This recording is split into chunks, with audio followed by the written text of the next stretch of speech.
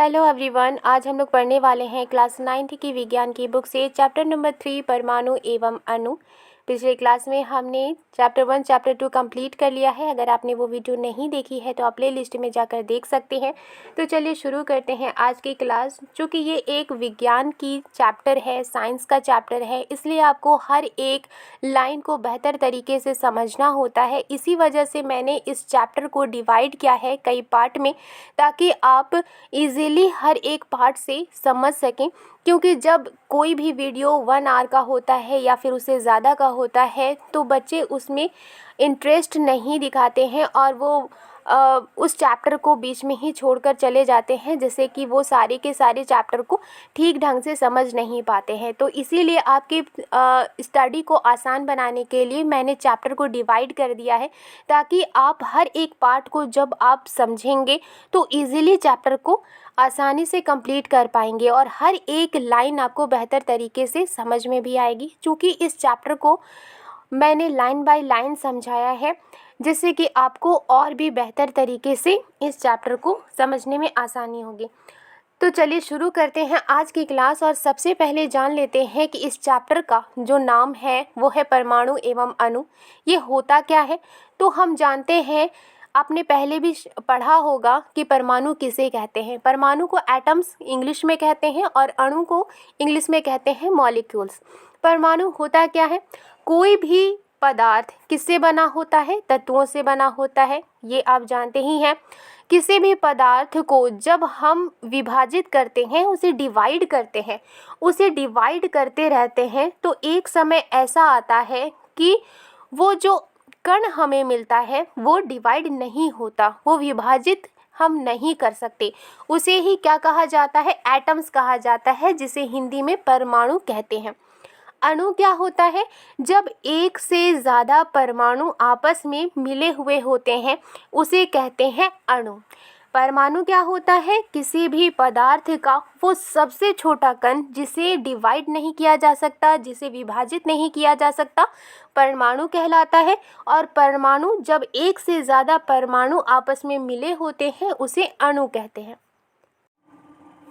पुराने भारत और ग्रीक के दार्शनिक यानी कि फिलोसोफर हमेशा से द्रव्य के बारे में अचंभित होते रहे हैं। यानी कि जैसे जैसे उन्हें द्रव्य के बारे में पता चला, वैसे वैसे वो चकित होते रहे। एक होता है द्रव्य यानी कि लिक्विड और एक होता है द्रव्य यानी कि पदार्थ। तो जैसे जैसे द्रव्य के बारे में जानकारी मिलती रही, वैसे वैसे प्राचीन भारत और ग्रीक के जो दार्शनिक थे वो चकित होते रहे, क्योंकि पदार्थ के अंदर बहुत सारे गुण छुपे हुए थे और उन गुणों को जैसे ही उन्हें पता चलता था, वैसे वो चकित होते रहे थे, क्योंकि पदार्थ में बहुत सारे गुण होते हैं। और पदार्थ की विभाज्यता के बारे में, यानी कि पदार्थ को टुकड़े कर सकते हैं, पदार्थ कितने टुकड़ों में बँट सकता है, कितने कणों में बँट सकता है, और क्या ये लगातार ये बँट सकता है कि नहीं, और कण इसके कितने छोटे होते हैं। जैसे कि कोई अगर पदार्थ है, इसके हम टुकड़े करते हैं, फिर हमें 2 पदार्थ मिलते हैं। इसके टुकड़े करने के बाद फिर हम उन्हें टुकड़े करते हैं तो फिर हमें पदार्थ मिलते हैं। तो इस तरह से पदार्थ की विभाज्यता, पदार्थ के बांटने के बारे में भारत में बहुत पहले इसके बारे में विचार व्यक्त किया गया था। और लगभग कितने साल पहले, लगभग 500 ईसा पूर्व पहले पदार्थ के विभाज्यता के बारे में, पदार्थ के बांटने के बारे में बता दिया गया था। भारत के एक दार्शनिक थे जिनका नाम था महर्षि कनाड। उन्होंने ये बताया था कि अगर हम द्रव्य को यानी कि पदार्थ को बांटते चले जाएं तो हमें छोटे छोटे कण मिलते जाएंगे और लास्ट में एक ऐसी पोजीशन आएगी, एक ऐसा सीमा आएगा जब जो कण हमें मिलेगा उसे हम दोबारा से बांट नहीं सकते हैं, उसे हम दोबारा से और छोटे टुकड़ों में हम बांट नहीं सकते हैं। यानी कि वो जो सबसे छोटा कण होगा वो अविभाज्य रहेगा, उसे हम विभाजित नहीं कर सकते हैं, उसे हम छोटे और टुकड़ों में नहीं बांट सकते हैं। और उस वक्त उन्होंने अविभाज्य सूक्ष्मतम कण जो था, जिसे हम विभाजित नहीं कर सकते, जिसे हम बांट नहीं सकते, उन्होंने इसे क्या कहा? परमाणु कहा। एक दूसरे भारतीय दार्शनिक थे जिनका नाम था पकुधा कात्यायन। उन्होंने ये जो मत था, कौन सा मत, कि एक ऐसा सीमा आएगी जिस वक्त जो हमें कण मिलेगा उसे और बांट नहीं सकते, इस मत को उन्होंने यानी पकुधा कात्यायन ने विस्तृत रूप से समझाया, पूरे डिटेल में समझाया। और उन्होंने ये कहा कि जो कण हमें लास्ट में मिलता है, जिसे हम विभाजित नहीं कर सकते, जिसे हम बांट नहीं सकते, वो असल में संयुक्त रूप में पाए जाते हैं। यानी कि जो परमाणु यानी कि जो कण हम विभाजित नहीं कर सकते हैं उसे क्या नाम दिया गया, परमाणु दिया गया। और पकुधा कात्यायन ने कहा कि जो परमाणु है वो संयुक्त रूप से पाए जाते हैं, यानी कि इकट्ठे वो पाए जाते हैं, और इसे ही क्या कहा जाता है, इसे अणु कहा जाता है। और ये जो कण है जो संयुक्त रूप में पाए जाते हैं, जिन्हें विभाजित नहीं किया जा सकता, वही पदार्थों के अलग अलग रूपों को प्रदान करते हैं। लगभग इसी समय एक ग्रीक दार्शनिक थे, एक ग्रीक फिलोसोफर थे जिनका नाम था डेमोक्रिटस और ल्यूसिपस। उन्होंने ये सुझाव दिया था, उन्होंने ये सजेशन दिया था कि अगर हम द्रव्य को यानी कि पदार्थ को टुकड़े करते चले जाएं तो एक ऐसी स्थिति आएगी, यानी एक ऐसी सिचुएशन आएगी, एक ऐसी पोजीशन आएगी जो लास्ट में जो हमें कण मिलेगा उसे दोबारा से विभाजित नहीं किया जा सकेगा। किसने कहा था, डेमोक्रिटस एवं ल्यूसिपस ने। इन्होंने भी यही बात कही थी। और उन्होंने यानी कि डेमोक्रिटस और ल्यूसिपस ने ये जो अविभाज्य कण थे जिसे परमाणु कहा गया, उन्होंने इसे क्या नाम दिया, उन्होंने इसे एटम नाम दिया था। और इसे क्या कहा गया, परमाणु, हिंदी में परमाणु कहा गया। ये सभी सुझाव दार्शनिक विचारों पर आधारित थे, यानी कि जितने भी फिलोसोफर थे उन्होंने अपने विचार व्यक्त किए थे पदार्थ के बारे में, कि जो पदार्थ हम अगर उसे बांटते चले जाएं, उसे टुकड़े करते चले जाएं, तो एक ऐसा वक्त आएगा जब हम जो भी हमें पार्टिकल्स मिलते हैं, जो भी हमें कण मिलते हैं, उसे हम विभाजित नहीं कर सकते, उसे और टुकड़े में नहीं बांट सकते। उसे ही कहा गया परमाणु, जिसे कहा जाता है एटम। ये जितने भी विचार थे, अलग अलग फिलोसोफर के विचार थे, इनकी वैधता सिद्ध करने के लिए, वैधता मीन्स कि ये एक तरह से पूरी तरह सही है, इसे साबित करने के लिए 18वीं शताब्दी तक कोई भी एक्सपेरिमेंट के काम नहीं हुए थे। अब 18वीं शताब्दी का जब अंत हो रहा था, 18वीं शताब्दी के अंत तक वैज्ञानिकों ने, जो साइंटिस्ट थे, उन्होंने तत्व और यौगिकों के बीच के डिफरेंस को समझा। तत्व क्या होता है, जो प्योर फॉर्म होता है उसे तत्व कहते हैं, और तत्वों के मिलने से क्या होता है, यौगिक बनता है। तो 18वीं शताब्दी के अंत तक साइंटिस्ट ने तत्व और यौगिकों के बीच के जो डिफरेंस थे उनको समझा, और स्वाभाविक रूप से ये पता करने के लिए वो इच्छुक हुए, यानी एक्साइटेड हुए कि जो तत्व होते हैं वो कैसे और क्यों संयोग करते हैं, यानी कि जब एक से ज़्यादा जो तत्व होते हैं या दो से ज़्यादा जो तत्व होते हैं, जब ये आपस में मिलते हैं तो कैसे मिलते हैं और क्यों संयोग करते हैं, यानी कि क्यों आपस में ये बंध जाते हैं। और उन्होंने ये क्वेश्चन जानने के लिए वो एक्साइटेड हुए कि जब तत्व आपस में संयोग करते हैं, यानी कि जब तत्व आपस में मिलते हैं तब क्या होता है। वैज्ञानिक आंतोइन एल लवाइजिए, उन्होंने रासायनिक संयोजन के दो इम्पॉर्टेंट नियमों को स्थापित किया, यानी कि जो रासायनिक संयोजन है, जैसे कि दो तत्व हैं या दो से ज़्यादा तत्व हैं, जब वो आपस में मिलते हैं तो उनके बीच में केमिकल रिएक्शन होता है।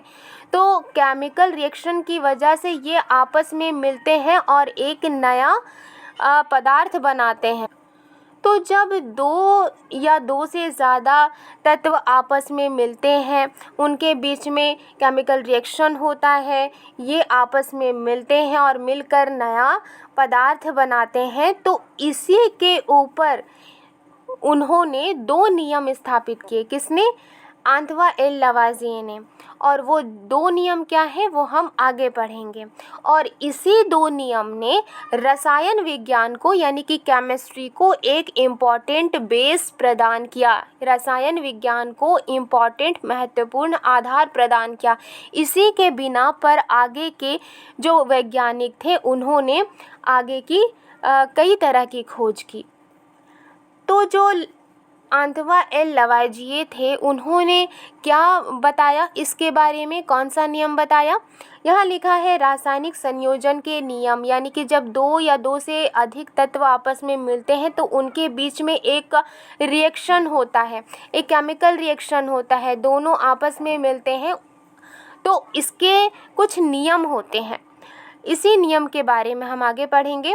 लवाजिए एवं जोसेफ एल प्राउस्ट ने बहुत ज़्यादा एक्सपेरिमेंट किया और एक्सपेरिमेंट करने के बाद उन्होंने 2 नियम बताए थे।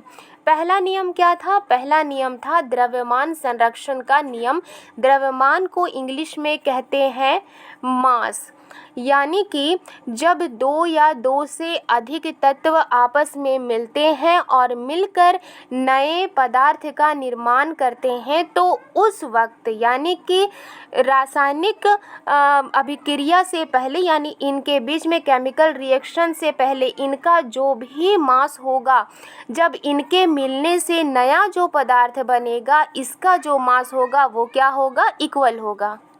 यानी कि जो मास होगा रिएक्शन से पहले यानी अभिक्रिया से पहले और रिएक्शन के बाद जो भी मास होगा वो ना तो ज़्यादा होगा और ना ही कम होगा। इसे हम एक एक्सपेरिमेंट के ज़रिए समझेंगे। यहाँ पर लिखा है कि X और Y रसायनों का एक युगल लीजिए, यानी कि जोड़ा लेना है, केमिकल लेना है, या तो आप कॉपर सल्फेट लीजिए या तो सोडियम कार्बोनेट लीजिए या तो बोरियम क्लोराइड लीजिए और सोडियम सल्फेट लीजिए या तो लेड नाइट्रेट लीजिए और सोडियम क्लोराइड लीजिए। हम चाहें तो कॉपर सल्फेट और सोडियम कार्बोनेट को ले सकते हैं। और इसे लेने के बाद जो भी केमिकल हम लेंगे उसे क्या करना है कि उसे 10 ml पानी में तैयार कर लेना है। और